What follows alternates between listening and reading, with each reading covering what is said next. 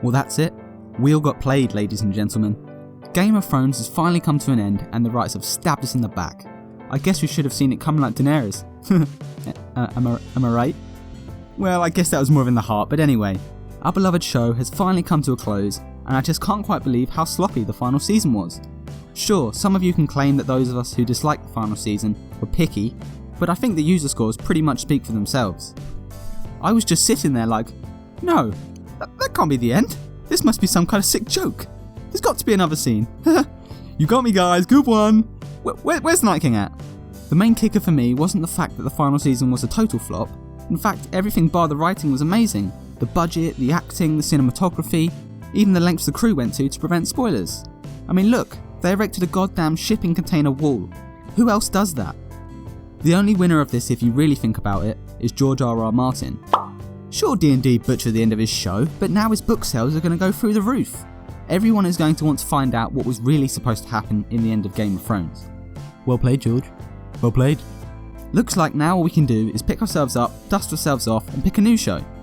But will there ever be anything that can rival what Game of Thrones was before it was butchered? Can I ever learn to trust again? I doubt it. All I'm left with is an emptiness of wondering who really were the White Walkers, and who was supposed to be the ruler of the Seven Kingdoms before D&D decided they really wanted to subvert expectations. Ooh! You ruined my show, you dicks! I just can't understand how some of these storylines got the go-ahead. The two prime examples for me being the death of Cersei and the Night King. Let's go in on Cersei, a character who has been ruthlessly evil since day one and who has made enemies out of pretty much everyone. Met her end at the hands of a falling building. She could have been hanged, burned alive, stabbed. Literally anything you can think of would have been better than the piss-poor excuse of an end we got. To make matters worse, her death scene completely ruined Jaime's character arc.